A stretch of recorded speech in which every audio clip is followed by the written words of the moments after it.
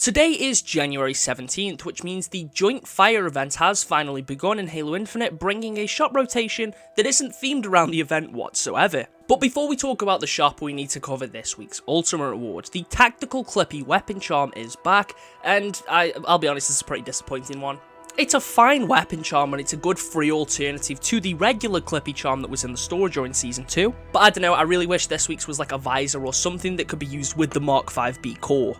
Anyway, as mentioned earlier, the store this week doesn't really have anything to do with the event. In fact, it's more so themed around the Cyber Showdown event, which is a little bit bizarre. But it does bring back a Season 2 armor set, and we'll cover that soon. Now, first of all, there's the Neon End Credits kill effect. This costs 600 credits, and personally, I don't believe it is worth that much. It's a cool kill effect, but not worth this much. Next up, there's the Neon Beat bundle. This gives you the Neon Beat Mythic Effect set, the Juice Visor, the Synthwave Sasquatch armor emblem, and you also get this as a nameplate, vehicle emblem, and weapon emblem. For 1000 credits, I also don't think this is really worth that much.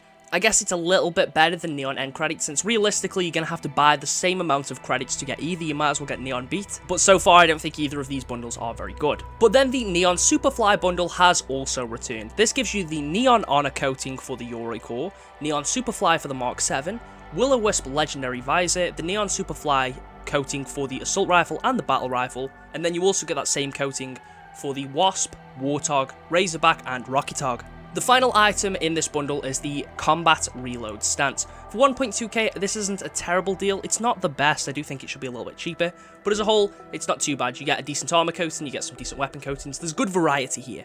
One thing that is quite funny though is that there was recently a bundle that was leaked that combines all three of these bundles, but rather than releasing that, we instead just get the three separate bundles, I guess. And again, none of these are centered around the Joint Fire event, which gives you a bunch of cosmetics for the Mark 5B core. Realistically, you'd expect something that would give you these items for that core, even if it was Fire and Frost, because that'd make a little bit of sense. You get the item for the Mark 5B.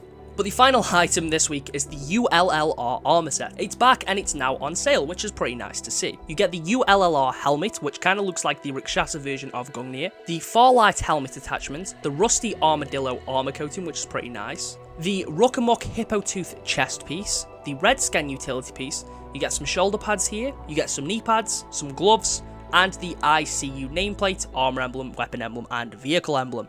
Now for 1,200, this is a pretty solid deal, and if you like the Rikshasa core, then honestly I'd say go for it. I'm not a huge fan of ULLR or most of the items that are in here, but as far as value goes, I think this is a decent bundle that does give you some pretty cool cosmetics.